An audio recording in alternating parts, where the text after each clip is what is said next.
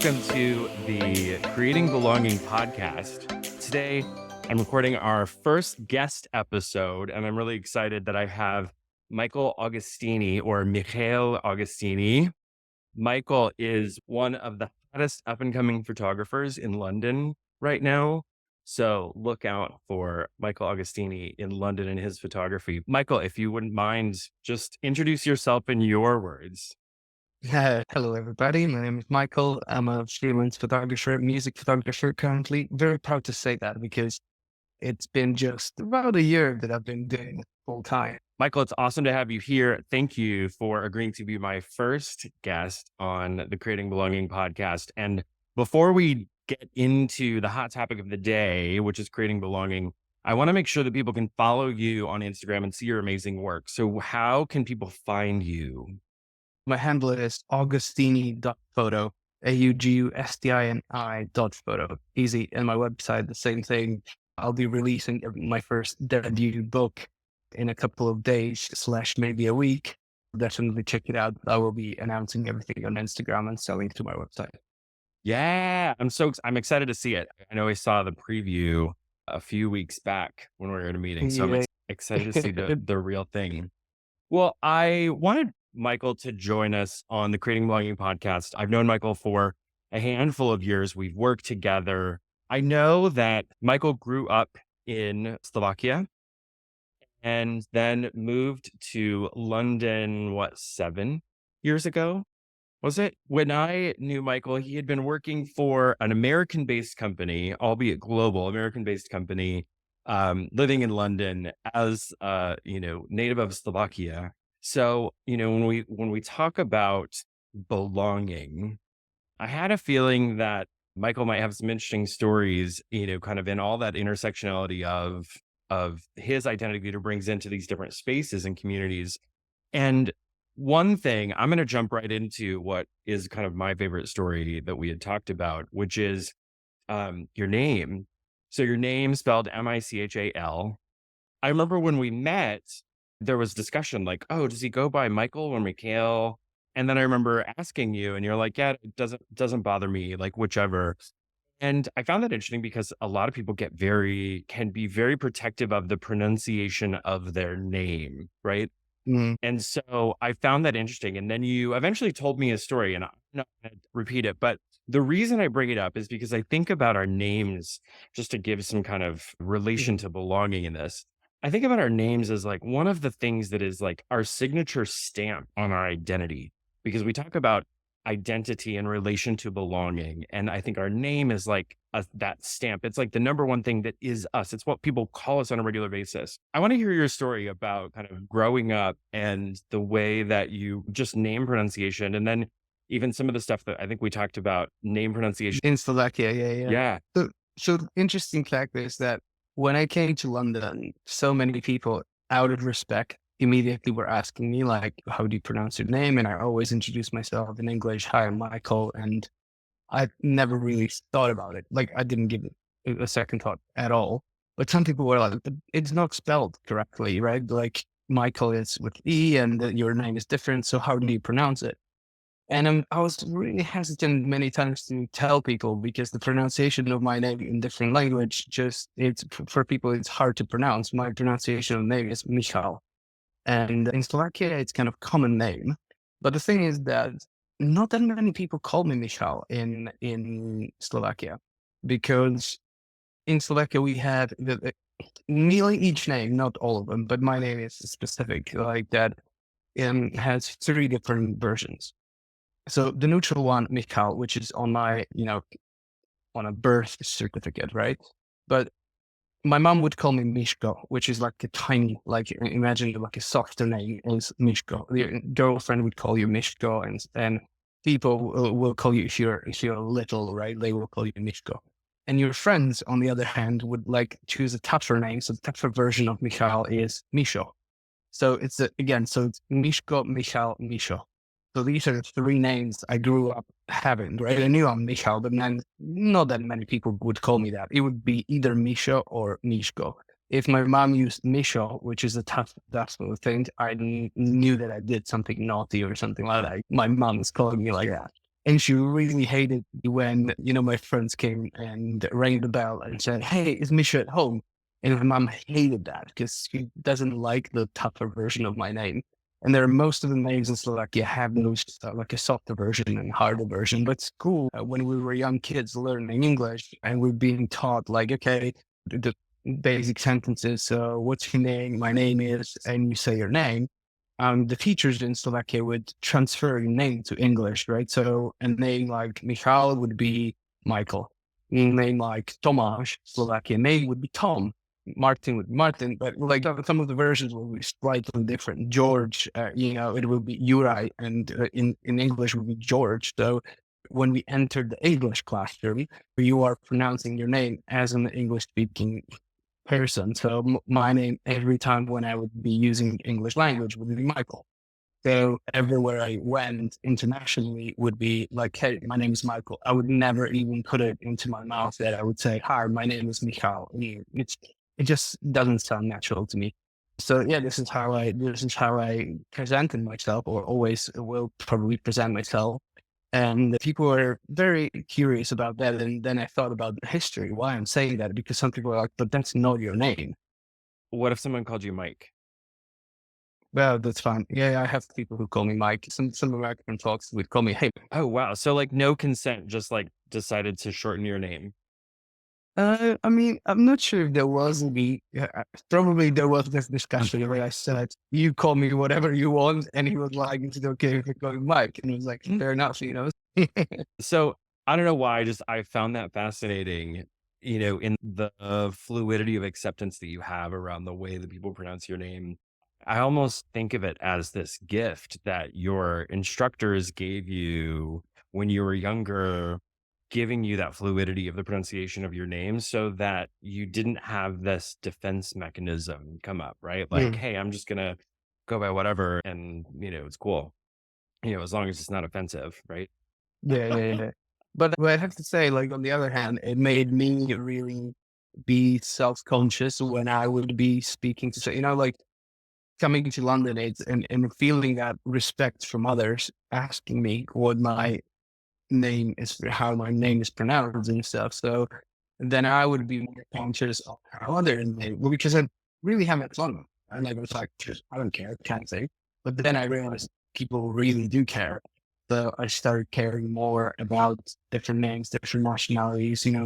When something is spelled the way that you're like, "Oh, I have no idea how to pronounce that," I would have the curiosity of like, "Hey, can you tell me how to really pronounce it?" And really make the effort to, because I see that this is important for people, and not everyone is like me that like, I don't care.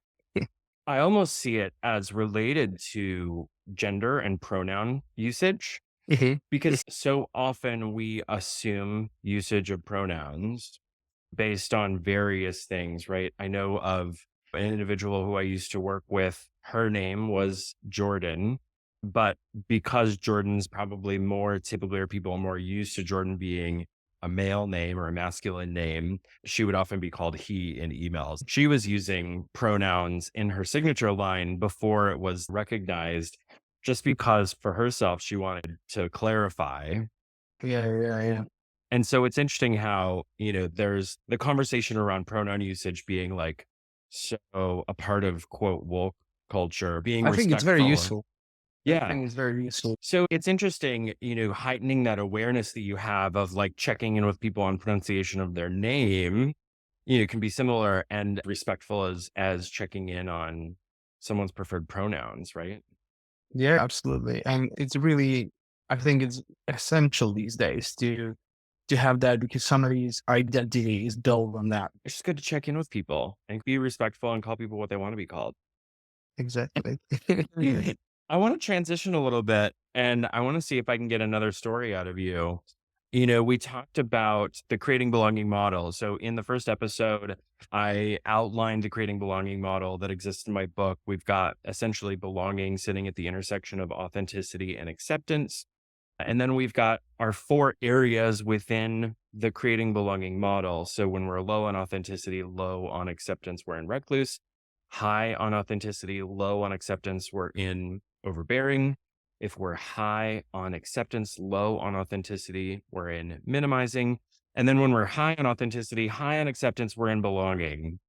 And one of the things I prompted you with before today was, hey, what other stories can you think of that you might have sitting in one of those areas of the creating belonging models? Coming to London, coming to the workplace, and trying to find my place, I would say, in a workplace. And it's always like a bit of a tricky situation, at least for me, because I find myself most of the time like an odd person, like not the mainstream person, if you see what I mean. Like generally, when I joined the company in London, I remember coming to the office and I did not have like suddenly start feeling the vibe of the office, right? Like, and one of the main things in the office was sports, football, like UK, right? Football. What's your team? Who you're a fan? Like, I was like, no idea.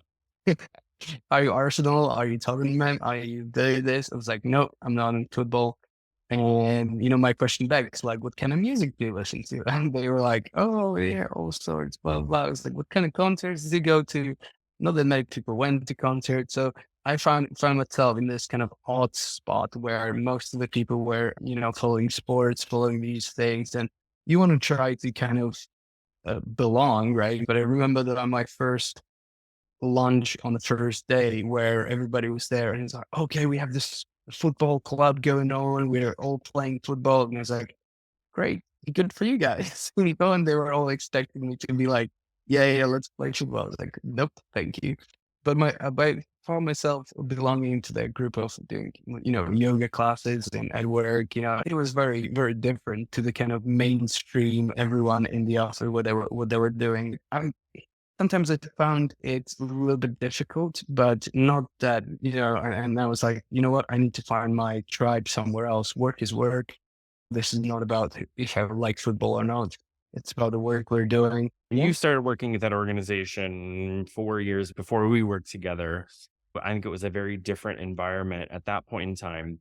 I'm curious, where would you say at work, because I think a lot of the conversations our listeners are probably looking for is some of those work related, like how to Mhm. create more belonging at work.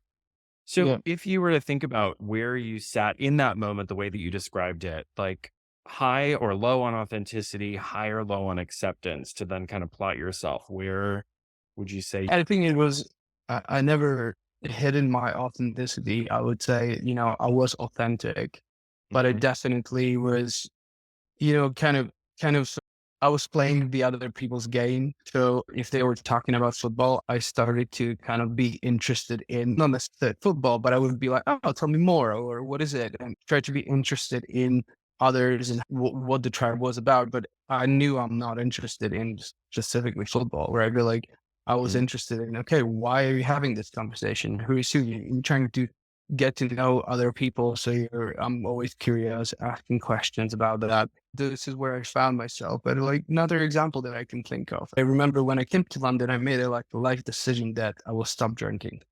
I will stop hard alcohol. Several reasons, health reasons, stuff like that. But what is the best way how to get to know your colleagues? You have to go out, and Mhm. that's the kind of like norm everywhere. I feel like specifically UK or in Slovakia, everybody goes out, has a beer and stuff. And I would definitely be at the bar ordering soda and lime just to pretend I'm drinking gin and tonic, Mhm. right? Because I didn't want to have the conversation of why are you not drinking? Because I've had those conversations so many times at the beginning when I came here, and they're like, "Oh my god, why are you not drinking? Why are you doing it?" And it's just like, I don't get like why are you so interested if I'm drinking or not? And especially like we're going out in work occasions and you are getting so should think about shit faced, right? Like the company expense or something. But so this is where I found myself that I was hiding my identity. I was many times not presenting who I was because it just becomes like an unnecessary thing. Then more and more I get confident about it. I was just like, I'm not drinking. That's it. Dot. I don't need to explain myself to people. So that I would say was one of the aspects where I felt like I was just trying to kind of belong, but I had to kind of fake, that I'm holding a different drink that I was really holding. It's an interesting one. A while back worked for a UK based company.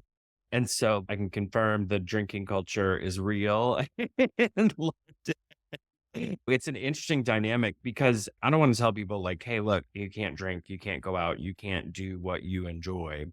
But also in the context of work, in like, how are you making sure that others are comfortable and feel like they belong in that moment and in that place? It's an interesting shift because I'm assuming that in general, you'd be comfortable going out to the pub. It shifts when, like, what are you drinking? Why aren't you drinking? I'm now going to interrogate you about your drinking habits. Yeah, yeah. That's what I loved when we even spoke about team building activities. I don't find team building going out to a bar and having an open check there. I don't find this as a team building activity. I Hmm. don't. I literally like from a professional standpoint, and we always found activities that would include everyone. Go for the fact that not everybody needs to drink, or not everybody needs to be the person who wants to go out and having a activity at the bar or something, right? So it's always finding what is the right activity so you can include everyone in there, so you can create small groups and do it at work and find some really good activities that are connecting people. Yeah, go ahead and it will sort itself out, right? Like people will just bond. But then next day you come to work and you see like 10 people bonded, but the other 50 around didn't because they had to leave because of kids or they, like all sort of Hmm. things. But then you can see how the kind of groups were created at work that you were like, okay, these are the buddies, this is the core group, or these are the old people who were there for ages. If you didn't go with what they were interested in or what they were doing, then you were not included in that club, if you see what I mean. And I think it's, a lot of what we have to think about is the difference between a sanctioned work event, like this is team building, this is how we will get to know each other versus like a few people from work going out and having, like having a social life outside of work with coworkers, right? And then, depending on what that relationship is at work, the power dynamics with those people, whether that's appropriate or inappropriate. But it's definitely something I think to think about. I talk about in the book, my story about belonging is, and I talk about it in the opening episode. So this is a great segue from that in designing events, designing spaces where everyone feels welcome and like it was made for them. I think that's when we really push to the height of belonging for folks. Cause it sounds like on the average day, you weren't like deep in recluse because you felt Mm. like you could show up as yourself and you weren't in overbearing because you weren't kind of like disrespecting others or, applying your values to them. And then conversely, you weren't minimizing because you were attempting to engage at least on a surface level and things that they were Yeah, interested in. yeah. Right. It's like I had a conversation with someone yesterday and they were struggling with the creating belonging model because they're like, well, isn't there kind of like a spectrum? Like, I'm not just all recluse or I'm not all overbearing. And Mhm. I agree with you. Like, we're not 100% anything ever. So, it sounds like you were in the middle, up into belonging, not like super high in belonging, but not in a bad place. Yeah, and I think it's also, if you look at it through timeline, I would say it changes a lot. You're going through stages, or you can go through one stage, you go into another, and so on. I think the problem is when you get stuck in one. I've always experienced he was very authentic and very open and honest, and appreciate that. I think if we relate it to team development and we understand that when a team changes, when they add people, when they lose people, the dynamics of that team has to go back to the beginning and go back through those stages of development. And there's probably also an impact too, but where we sit in the creating belonging model when the dynamics of the group change. So I can think of, if I reflect on our experience together when I joined the organization that we worked in, you had been through multiple iterations of that organization. And I can even see an evolution of you in our work together and kind of seeing where you sit in leaning back into that belonging, at least within our immediate team. I'm curious Yeah. if you feel that or what your thoughts are. Yeah, I always felt that it was very inclusive, and especially in our team, we had really open conversations. We knew everybody's was different in ways and respected that. I remember we had a colleague who was more, quiet, but I talked to a lot, so in my head, I was like, okay, just hold on a second, give the space to others so that we are a team, right? We could chat for hours. And there were people who would just be listening on mute and be like, okay, so let's give them the, the spotlight for a bit. I had to consciously make that, but it's all about awareness, right? Awareness of others, awareness of others' needs, and being very respectful and who felt that. So number one, I swear that this podcast is not just like a celebration of the teams that I've worked on. But what I would say, what's interesting about that team in particular, because there was, I think the fact that regardless of the pandemic, we would have been remote anyway. But Mm, then lay the pandemic on top of that. And for a lot of the time that we worked together, and it almost seems like where some people think that remote work makes belonging and team building harder, I almost mhm. felt like in our case, because we were all very different, like I genuinely enjoy hanging out with everyone on the team, but I also think it would be very different if we were all co-located, right? Because we are so different that we would still like, uh, Yeah, I don't know, like it would be different. So anyway, like, it's this recognition that I have that when done right, creating belonging in teams can actually be helped by that distance. can depending on the mix of the team, right? We were one mix of the team, but I can imagine that in other teams it might be the right opposite. So I think the moral of the story is whether in person or virtual, there are elements that can promote belonging or elements that can destroy belonging. It's understanding the environment that you're working in and then also being conscious to intentional. I use the word intentional so much, being intentional about what we're creating within those teams. Also, if I may add just one thing that I Yeah. remember when we were doing the insights discovery thing, right? Like when we discovered our team's colors, right? Gave me so much sense. I might be like, okay, this person blue energy, this person green energy, this person, yeah, we have this. So suddenly you understood the mix. At least for me, it was like an eye-opening thing of like, I had a feeling about these things, but when you're remote and you just have chats for an hour with someone, you don't necessarily know everything. But those tools are very helpful to then understand that mix because you'll be like, oh, somebody's more analytical, somebody's more probably introverted or focused on details. So suddenly, like, okay, you can respect that person in that way and give them the opportunity to shine in different situations than you would normally do if you did not have that information. I love those types of assessments. And I think there's some people love them, some people hate them, some people are in the middle. And I think that as long as we understand that we are more than a set of four colors or one color, we're more than that. And we're more than what can be described in some descriptive profile. When we understand that, but we use them as a tool to understand our differences and to be able to Mm. appreciate those differences and how we show up. I love insights discovery is absolutely my favorite tool, but I think they all have their merits. And I think I'm biased because I've been facilitating insights discovery for several years. Yeah, but I mean, I guess it's like a tool, right? Like it's not revealing any super secrets. It's just a tool, like a screwdriver, right? You can use it in very different ways.